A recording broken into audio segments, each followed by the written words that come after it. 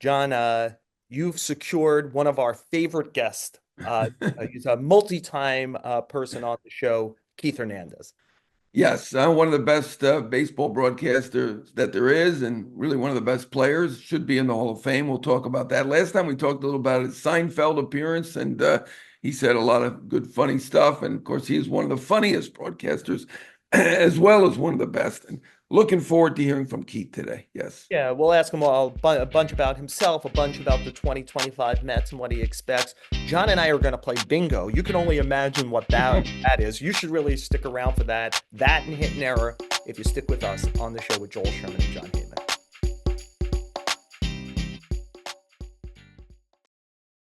John, to know us is to know that A, we're always pretty busy and running around, and B, we're kind of generally disheveled and disorganized. We're trying our best. Our producer, Tommy Hogan, came up with an idea to try to do a bingo card for the season, which of course led to the problem. I've never played bingo. And so we were hustling this morning to try to do this, fill 24 squares. I guess, is it 24 squares? Tommy, scream it out if it's 24 squares on a bingo card. 24 squares, one free space. One free space. We'll leave the free space. The free space is the Dodgers are 2-0. That's my prediction. They'll start the season 2-0. I don't like predictions, John. I think it's stupid. I think it's sports. We actually get answers, but we're going to do it. We're going to try to fill the bingo card, go back and forth 12 times each, get to 24. John, you're leading off. Forgive the horrible metaphor. Yeah, I've never played the bingo either. I didn't know anything. I thought there were 9 squares on a bingo card. That's how little I knew. So I'm going to steal one from Tommy right away. He's going to have to maybe text me a few more to get us there. But Yeah. I'll go with Paul Skeens, 14 strikeouts. He said 15. I want to make it happen a little bit more, so I'm going to say 14. I just visited the guy. It's amazing. He's working on pitches 5 and 6, so I think he can do it. So that would be 14 in one game, right? Right, Like, so 14 we're strikeouts. FanDuel now, 14 in one game. You should have done Exactly. 13 and a half, and this way we could decide if he'd go under or over. No, we're not betting. We We're don't going to bet be very, here. we're going to be very different. I did kind of long range stuff. So I'll start with this. I think there will be 3 teams this year that lose 110 games.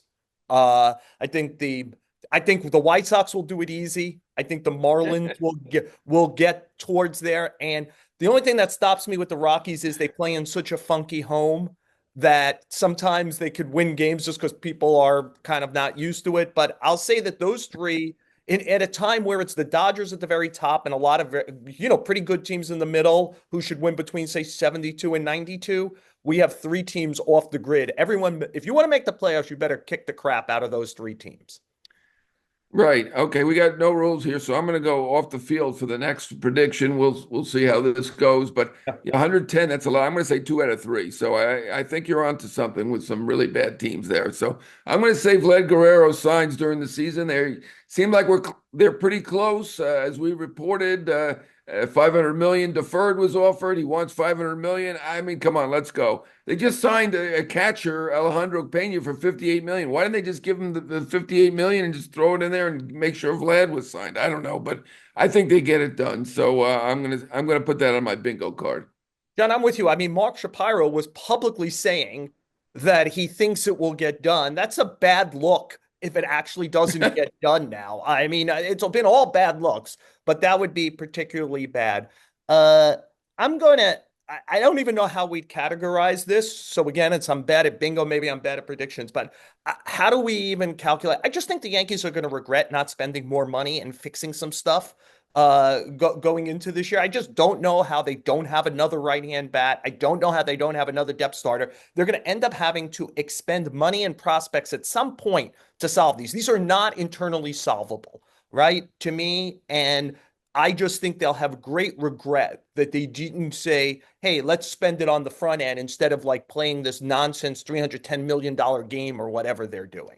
I like it. That might be a bit of a judgment, but we could tell if they regret. Well, it's the Okay, team of judge, so we should do judgments. Very good. L.A. De La Cruz. Again, Tommy's helping me out here. I'm going to say he steals home. The guy's amazing. Probably the most talented in some ways. I mean, I guess Otani's all-time talented. Otani's in a different category, and I'll come up with an Otani one later. But L.A. De La Cruz steal home. All right. I think we're up to 5. Tommy, you're going to have to keep us so we get to 24. I'm going to say I didn't even pick this guy in our pullout section. I think I picked Fernando Tatis Jr. to win the NL MVP. I like it. I'm going to say Jackson Merrill. Like if we're going to do something a little longer odds than that, I actually don't think last year was any kind of aberration. I think he'll get better. I think he's a great player. And for a team that doesn't have a lot of depth, I think that's the way the Padres get to the playoffs this year is their top 10, 12 players are spectacular, led by Tatis and Merrill. And I'm going to say Merrill goes, didn't beat out Skeens for Rookie of the Year. I would have voted for him. But I'm going to say a long shot guy wins the MVP. Wow, that is a long shot. Anybody besides Ohtani is a long shot, but I do love Merrill as well. I'm with you. I would have had him for Rookie of the Year as well, but I can't really blame anyone who voted for Skeens with what do you have, a 1.9 ERA, something like that.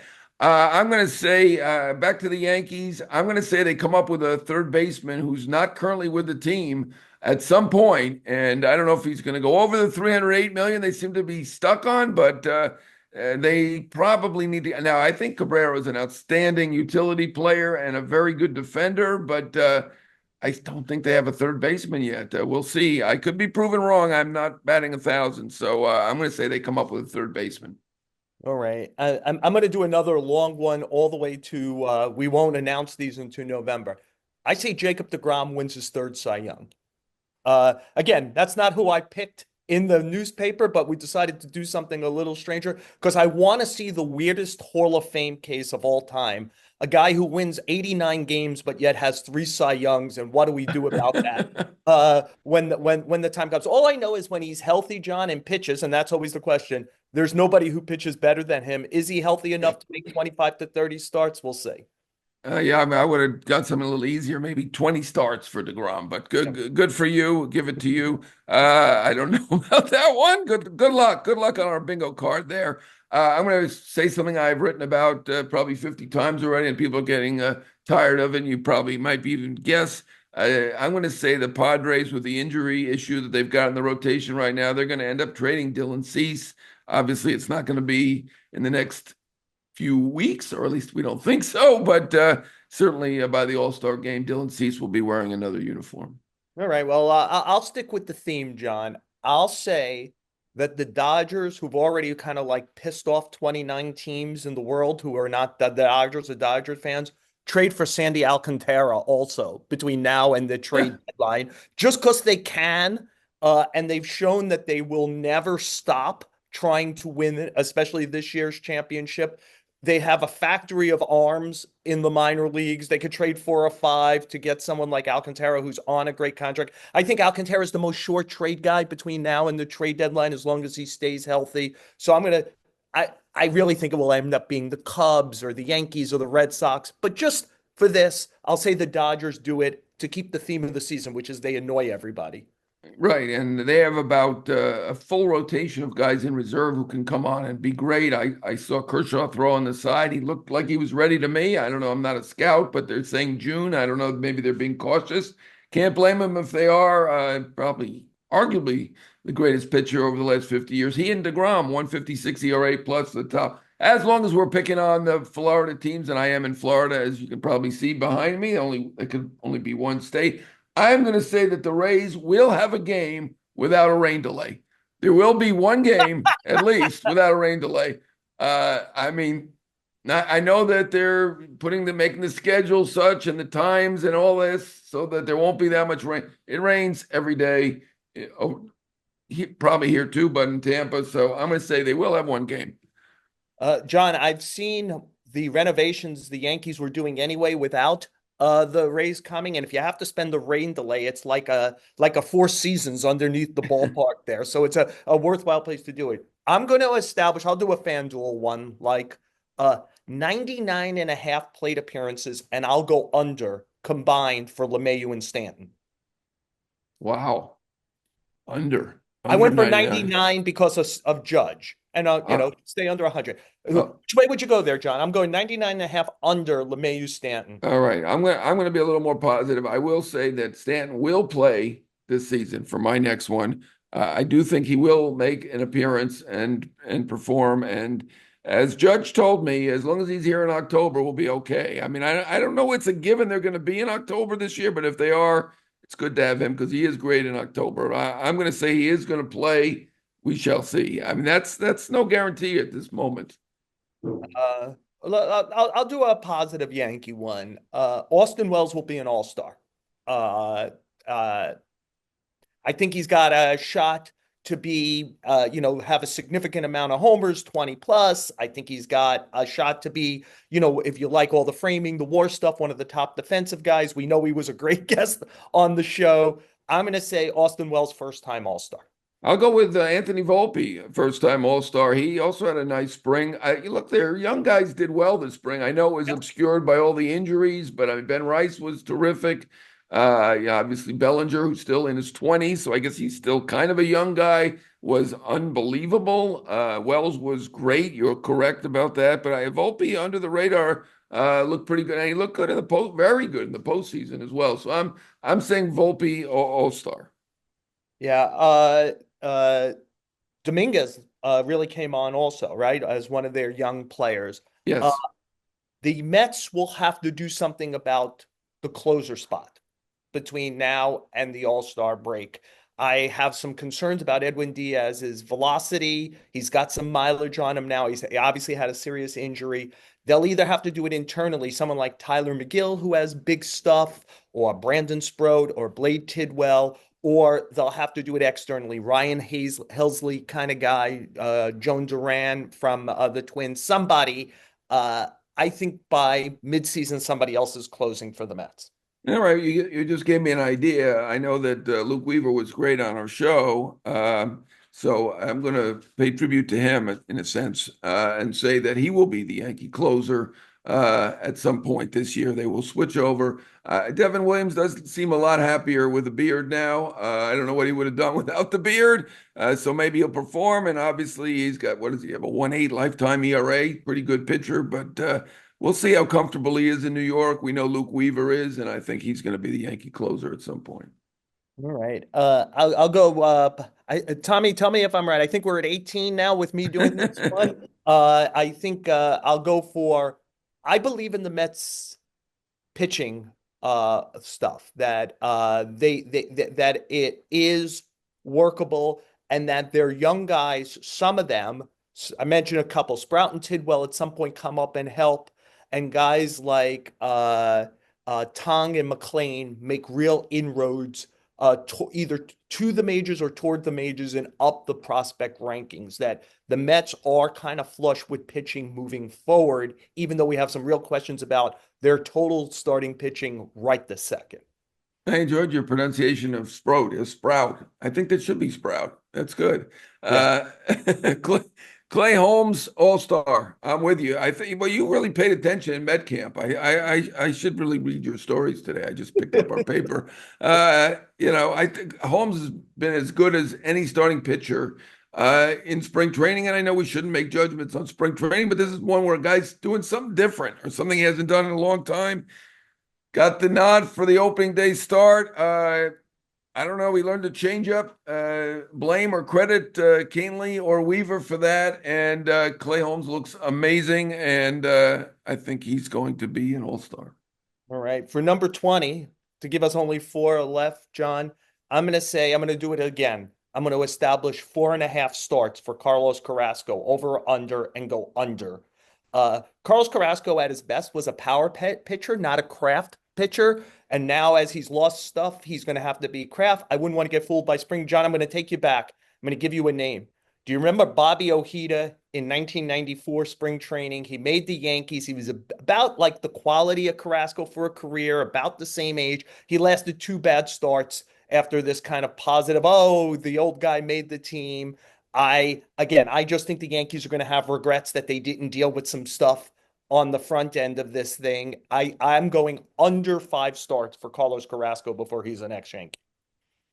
Oh, okay. He's looked pretty good here, I think. I don't know. And maybe the scouts see something different, but he's gotten guys out. Of course, it is spring training, so can't make too many judgments. We all saw Mike Humphries hit 500 in spring training one year, Yes. and he Made a was the team. next Nettles. That was not quite the next Nettles. We will get either Aaron Judge or Garrett Cole on the show. We've only tried one of them. Have you ever Is tried? that a prediction? Does that count? I don't Yes, know. that's a beautiful. That's the best one. We were gonna How, get him on how the hard have we show. been trying? Well, I've tried hard on one of them, but I'm gonna try on both of them, and we're gonna get one of them on the show. We've had Lindor, we've had Scherzer. I mean, the Mets have been just terrific in helping us to a degree with guests. Obviously Joel's done a great job with that, but um, yeah, I'm saying we get Cole or Judge on the show. All right. I'll go with I don't believe in the Brett Beatty spring. And that I think I'm going to put it as part of a larger thing, which is I'm not sure that he's going to hit for the Mets and playing second base. The Mets wanted to be a better defensive team, and I think there's issues at first, second, third, right, and if Nimmo's knees aren't good, a little bit in left. And so I think they'll be great in center. I think they'll be great at short, and I think they're very good behind the plate. I actually wonder about defense. I wonder about Beatty in total and the Mets defense. That was a kind of combine. Again, I don't know how we do that on a bingo, Yeah, but I think Beatty. I think he's a major leaguer, but I think he should be playing third base, probably somewhere outside of New York. That's my guess. I don't know. He's only had two kind of abbreviated tries at third base, but second base, yes. So one of the scouts told me that Lindor is going to have to be. Is it yes, Kelly Leak from Bad News Bears running around catching everything we because might have run into the same scout, John. he liked that line, Make right? it count, John. This is your last one. This is number 23 in total. Oh, well, I don't have, I mean, I think my top one was getting Judge or Cole Yes, on the team. But yes. I'm going to say Juan Soto, even better as a Met than a Yankee, and he better be because the pressure is on. Let's face it. You signed for 765 million. People are going to be disappointed if you only hit 40 home runs. I'm not going to say it's unfortunate. It comes with the territory. I mean, he's only fortunate, and whatever happens, he's full of fortune. But I'm going to say that he's going to be better, and the reality of it is he better be even better. Yeah, it's fascinating, John. I'm at Clover Park right now, the Met Stadium in spring training. Their last game here. The Yankees are coming today. It's the first of certainly 7 scheduled games between these two teams. One here, 6 during the regular season, obviously 3-3. Do they get to a best of 7 at some point? Though these two teams, their second ever Subway Series, it's in play. And I think, as you said, I'm not sure it isn't in play that they both don't miss the playoffs, but that isn't my last prediction. I'll do this one, an optimistic one. I'm buying George Lombard Jr., and I say he finishes this season as a top 10 prospect in the major leagues, kind of a consensus guy, and gives the Yankees a little boost for the future, maybe to play third base next to your all-star Anthony Volpe. Well, can he play third base now? Yep. Is, Uh, is he ready? well, they need to put him on speed dial. John, why don't we do this? We kind of bounce this back and forth. Let's Tommy Hogan, our great producer. Do you want to? There's a 25th spot, if I understand, right, Tommy, on a bingo card. Again, we've never played. Would you like to give us the free one in the middle? Stars. 3-1 in the middle. We'll just have Aaron Judge hits a home run. I think he's going to hit at least one this year. Oh, this is good stuff, Tommy. I'm glad you joined us for this. Yes. Nice. Huge. I like it. I like it. Very good. I Well, feel confident he will hit a home run. He finally hit a home run in spring training, but hey, you know what? Spring training is not his thing. So spring training is an illusion. That's what a scout told me the other day. What's for real is Keith Hernandez, the great Cardinal, the great Met, the Met Hall of Famer, retired number, and part of the best broadcast team in the country. He joins us next on the show with Joel Sherman and Jon Heyman.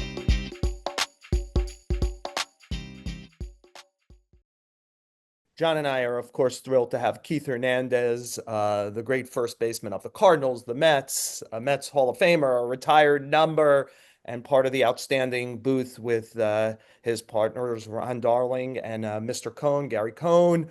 Keith, thank you so much for joining us on the show. Always my pleasure.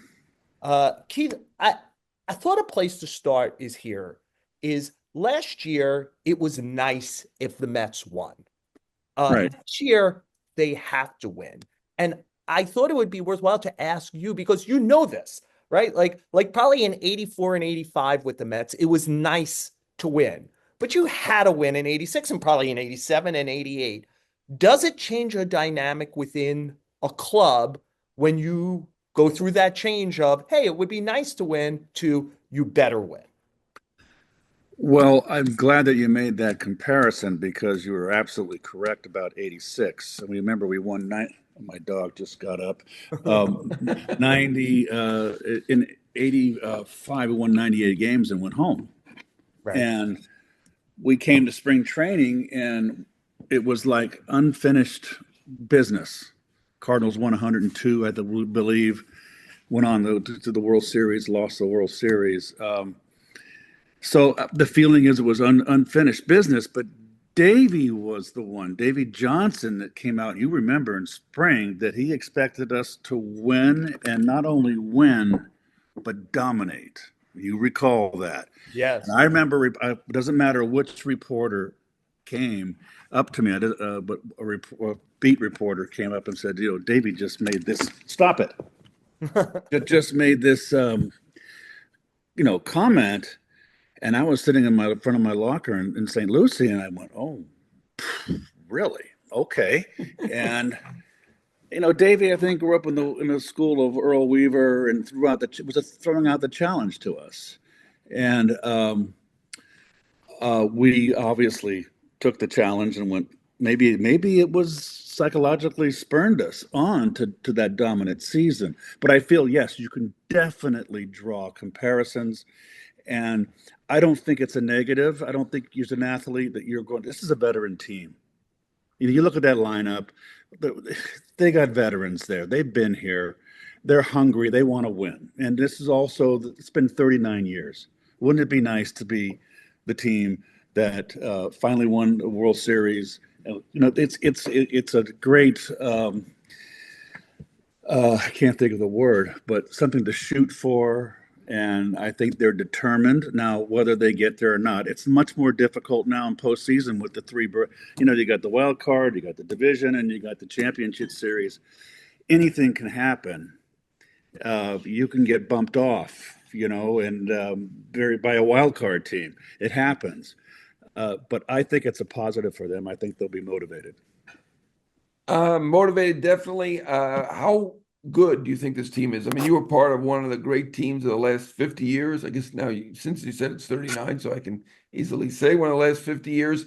Obviously, they brought in Soto. The lineup on paper looks amazing. Still some pitching questions. Overall, what do you think? Well, I think you pretty much put it all in a nutshell right there. I mean, their offense is going to be very potent. And they've got good balance in the lineup. The addition of Soto, and I just felt that it was critical to re-sign Pete. And so let's just say that Pete had an off year last year. He still hit over 30 home runs. He drove in 80 plus runs. If he does that again, he's still a guy in the lineup that a pitcher, he could hit a home run on a mistake, and he's going to be hitting behind Soto. I felt that if Pete had gone, then it was just a switcheroo, and you weren't making an improvement. If Soto becomes the addition to that lineup, then that makes it formidable. So offensively, I'm not worried about the offense, and that's where the veterans are in that club on the Mets. They're a veteran lineup. The pitching is worrisome. You lost two starters. You don't know what Montas is going to bring coming off of surgery. They say he's throwing hard, now he hurts himself. He's not going to come back for a while. And of course, Mania. You lose. I don't care who you are. You lose two starters. Even our starting five in the 80s. If we had lost, Gooden and Ojeda, that's hard to replace. I don't care how deep you are going into the minor league. So I do think the bullpen's a little better. I would like to see a second left-hander.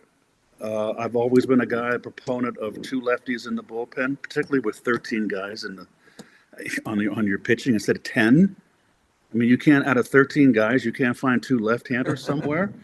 I just think it hamstrings the manager. And we've seen it. The Mets have been historically of late only having one left-hander in the bullpen. So it hamstrings the manager. When am I going to use this guy? Got to fifth inning and the game's in the balance, and I'm going to use him there, or do I hold him back to the seventh, eighth, and ninth inning? If you have two, and you can have a journeyman left-hander come in and get a big out. There's got to be some out there, I think. So, but the bullpen I think is better. It's a veteran bullpen.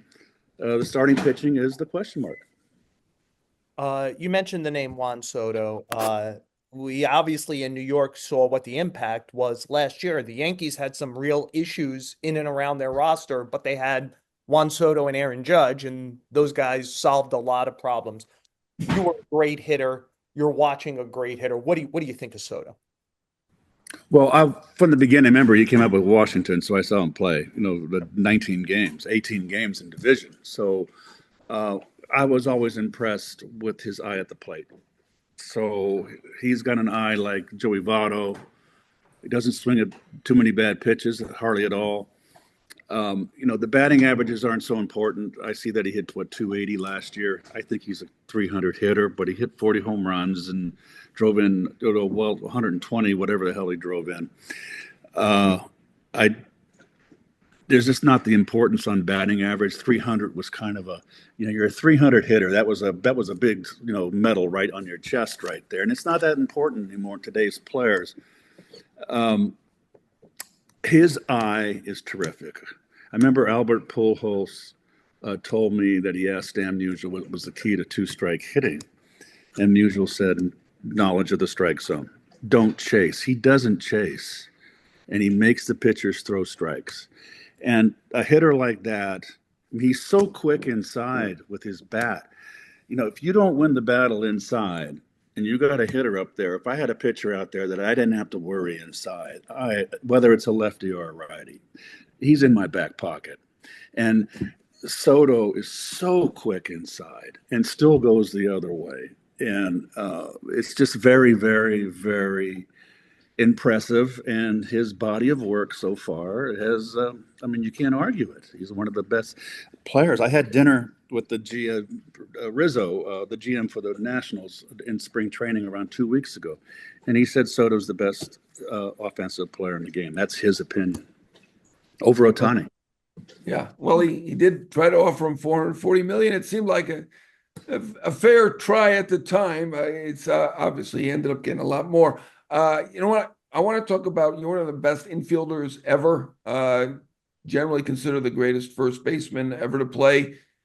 Some scouts, and one scout told me, I used this earlier, an earlier segment of the show, that their infield is going to be like the Bad News Bears with Kelly Leak. I don't know if you saw the Bad News Bears running around and making all the plays, and it's going to have to be Lindor running around catching the ball, and he's worried about third base, second base, and first base. Alonso's certainly improved, but Beatty is now just starting to play second base. Obviously, Viento's a great offensive threat at third base. What are your thoughts on the infield defense of this team right now? Well, Lindor is a quality fielder, big time, and a shortstop. And you got to be strong up. I still believe with all the new stuff in the game, there's some old standards. So you got to be strong up the middle to win, catching, center field, middle infield. I thought that Iglesias really solidified the defense last year. He played a second base that I haven't seen anybody play last year, that I've never seen. He had great hands. He may have lost a step, they say. I don't remember him when he was younger. But also it allowed Mendoza late in the game to move him to third base and take out Vientos in a close game for defense. And you had McNeil, who's a quality fielder, at second base. So I think the defense on the infield is taking a step back. Vientos played a better third base than anybody thought. Whether Beatty can play second base, that's not an easy position, turning double play for someone that has been a third baseman his whole career. And, he is like Vientos. He's kind of one speed where you look at those real agile second basemen, Iglesias, McNeil, they're agile, they're quick because they got to come and turn that too. I'm worried that plus the fact that it's a position that Beatty's just learning, that's going to be a negative. But and it's also, he needs to hit. This is just another chance for him, and you don't want to have him have another burden on him mentally about his defense. You want him to focus. He's having a great spring. Hopefully, it'll carry over. One thing I could say about the late great Haji is he didn't bark, Keith. That's the yes. I love dogs, but it is the one advantage of a cat over a dog. Keith, you mentioned something before. It'd been 39 years since the Mets last won a championship. You're so associated with this team in every way. Does it actually bother you how long it's been? Well, I always like to have fun with it. I always say to Met fans that come up to me, and they're Met fans are always very excited, and they have a right to be excited about this team. I always say, that the crown, we're getting old, and the crown weighs heavy on our head and our necks. We're ready to give it up and give it to the new team. So please go out and do it. Very good. You're now part of Would you let him out? Sorry. No problem. You're part of another great team now, the Gary, Keith, and Ron booth, which is one of the best baseball booths ever. How long? You're driving in from Sag Harbor. You drive in every time you have a game, or do you stay over? Yeah. How does that work? How many years? I mean, you're close to 20 years now. I probably should know exactly the number. This is our 20th year. Oh my goodness, I should have known that. All right, well, how long are you guys going to keep doing this together, and what makes it work? I'm on the last year of my 3-year deal. All my deals with the Mets have been 3-year deals. I'm 71 right now. Am I 71? Yes, I'll be 71 in October. I'm 71. My math is so bad. I'm trying to cheat Father Time. If I sign another 3-year deal, which I would like very much, it would take me to the season's over. It'd take me to 75, and then I can like to pull a Kai. Would you take care of him? 75. Then I hope I can pull a Ralph Kiner and just gradually, pull back on games, still be involved in the games. And as I get older, I'm doing less games, but I'm still involved, and just incrementally do less and less and enjoy more of the summer. If you really look at it, I mean, baseball has been my life, I started out when 5 years old, 6 years old, and my dad started throwing the ball with us. And it's been my life. And,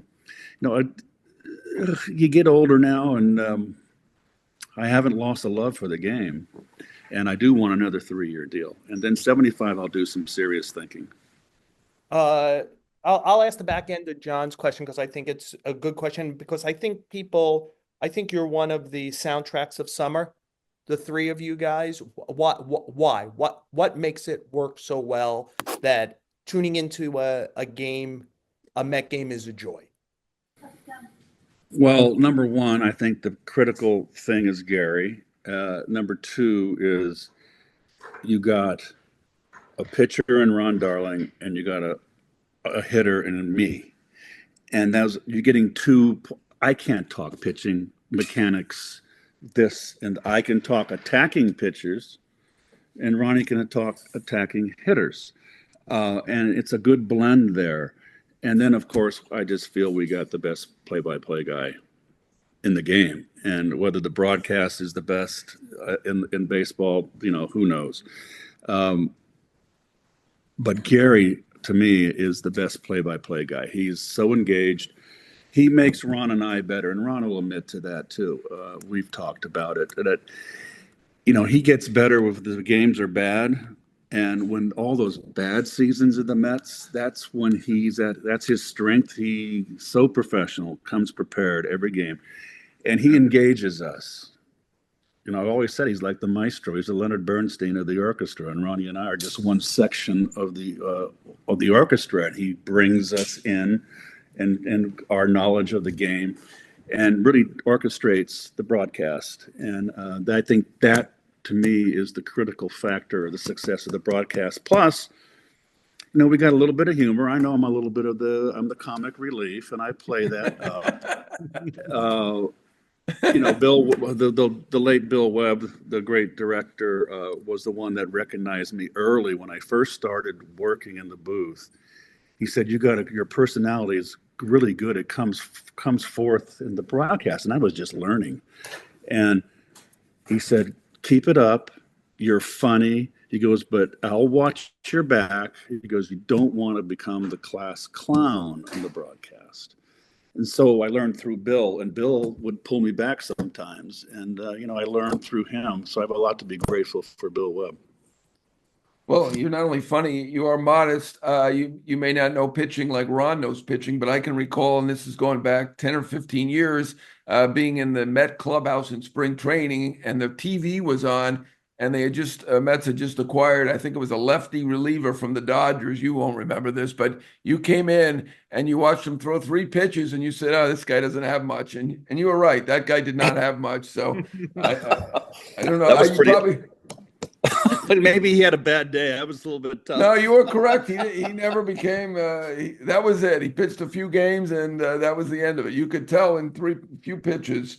So I want to thank you for coming on for, I think this is the 3rd or 4th time that you've come on. So you are a great friend of the show, and we really do appreciate it. I know you are a media star now. You're going to be going on with Stuart Varney on Wednesday, and you Yes. are terrific on any telecast, and so we really appreciate it. You know what I always wanted to ask you, the 1986 team, that's certainly one of the best teams over the last half century. We've painted it as a very wild team, that there was craziness going on all over the place. Have we underdone it or overdone it? Was the team less wild or more wild than been perceived? I played 17 years.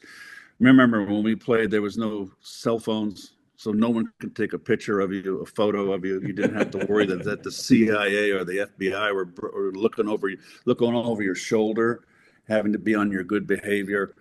All the teams at St. Louis, we would all meet on the road at the hotel bar or somewhere and talk baseball, drink beers. And what am I going to do on the road? I've always said, you're all geared up from a game. You just played a game. And you've exerted all this energy, and what am I going to do? Go back to my hotel room and play tiddlywinks? I mean, give me plus, it was one of the keys to our success. And when I came over in '83, and I assessed in the second half, and I watched, and the team was a loser. There was no camaraderie, and the first thing that I did in spring training in '84. Was when we got down to like 3 or 4 days before we were going to go, Opie opened up in Cincinnati. I went to all the guys. I said, let's meet in the hotel bar, drink some beers, and let's just talk, get the game. And it was a concerted effort on my part to bring this team together. Kevin Mitchell Kevin wasn't on the team then, just talking about hitting. And it also creates a camaraderie, but you're 162 games, you need that. There's very few teams that win like the Bronx Zoo in the 70s, the Yankees that always were at each other's throats. We got to have that cohesiveness for a long year. So that was what I did. And, we went out and drank. Cardinals, we did the same thing. But you're in New York, you got the media, and we did have some incidents. In '86, we fought a lot. And that was, I never was a fighter. I always went in there and broke it up. I mean, when Ray Knight hit Eric Davis in Cincinnati, I went, oh, my God, here we go again. I was on first base, thinks the play's over. And there's Ray throwing a right hand. And I go, oh, here we go again. And it was just one of many. And, teams didn't like us because we were good. That's all there is. They didn't like. I was tipping the hat. When you hit the home run. I remember I hit my first home run in '83. It was against the Cardinals. I think off John Stuper in '83. Home run. No one's in the ballpark. 5,000 people, maybe 4. And there was a big cheer, and it kept going. And then Rusty Staub came down to me and said, "You got to go up and tip your hat." And I go, "I'm not doing that. I'm showing up the pitcher." He goes, "No, you have to do that here." So there you have it. And if I was, the other teams didn't like it. So you know what? Tough. We kicked butt that year. You know what, Keith? I think that that kind of answer is where we should end it. Was you kicking some butt? Awesome. I second Good everything idea. John said. We love dealing with you off the show, and certainly your kindness on the show is appreciated. We loved having you and your dog on the show this week. Yes. Uh, So that's Macduff, by the way. That's his name. Macduff, like Good it. job. That's a good name. He was the hero in Macbeth, the Shakespearean play. Yes. He's a Scottish bird dog, so we named him after Macduff. I've always thought of you as the bard of baseball, Keith. So Okay, it's perfectly apt for this. So thank you so much. All the best this season, health, everything. Thank you so much for joining us, Keith. Oh, you guys coming? You got to do the Yankees opening day. John will be with you. I'll be there. I'll be there in Houston with you. Houston and Miami, and I'll see you at the home opener. Okay, great. Look forward to it. Have a great Thanks year. again, Keith. Okay. Thanks, Keith.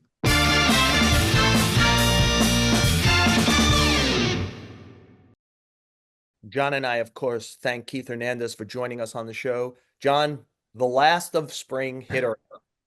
I'm going to give an error to the Tampa Bay Rays. I don't blame them at all. They can't prevent a hurricane. It's unfortunate. Obviously, they're going to be playing in Steinbrenner Field. They've spruced it up, as Joel pointed out earlier. It does look very, very nice.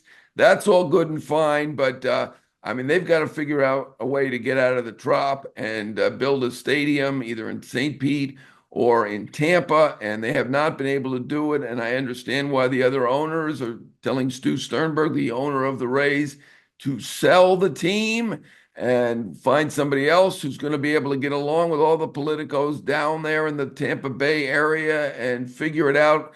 I do believe baseball is viable there. They've obviously done a great job putting a good team on the field with limited resources and very limited payroll, but come on, guys. They've had 4 attempts to get a stadium done, and they're 0 for 4 at this point, and I think they've run out of time.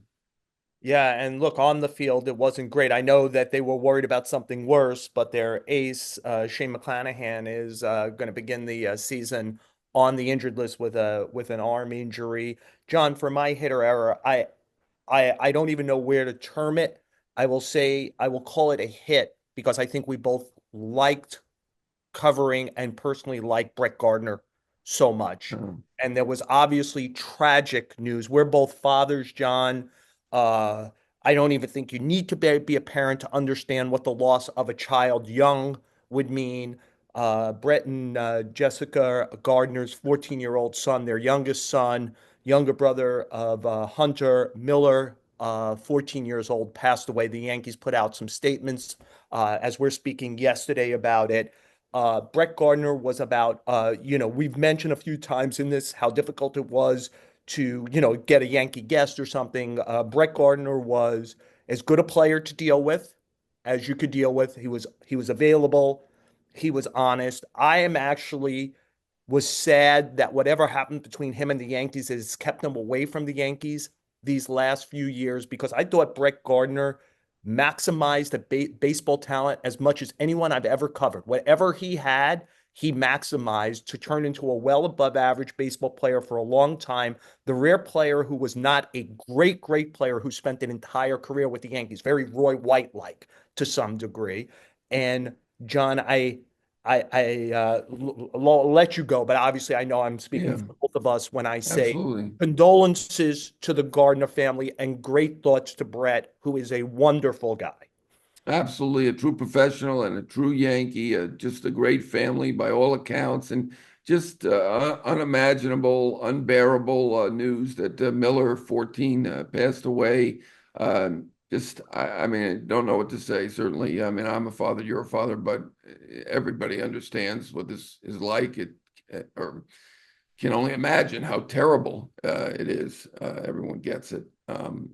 Best to the Gardner family. Just just such sad news, and I'm glad that you mentioned it. But it's just such a terrible thing that happened, and best to that family. Just a great family. A couple of years ago on the road, John, a few of us were eating at a restaurant where Brett and his whole family were eating, the four of them were eating. And I said, let's send dessert over to the Gardner family. We sent dessert over the Gardner family. They said, walk over to the table, said thank you, left. And we found out when we were about to leave that Brett had paid our whole bill on the way out. Not Just not surprised. Not but that surprised. was I saw him with I thought of it yesterday, John, when because I saw him with his whole family, and I was thinking I'm Sure. emotional again, like we're parents emotional about it. So anyway, all the best to Brett Gardner and his family and his loved ones. John, we always thank Tommy Hogan, our producer. Apple, Spotify, wherever you listen to podcasts, please rate and review us. The New York Post YouTube page. Please give us a view. John, next time we're together, it's actually, well, 2 games have been played in Japan. The domestic major league season begins next week. Actually, I think we'll probably have a stool. Will we have one more show before then? No, right? We got a Thursday. No, this is the show before then. That's why we Right. play bingo, John. Now, I mentioned at the top of the show how discombobulated I am. I'm confused after 6 weeks of spring training. Anyway, please stick with us on the show with Joel Sherman and Jon Heyman.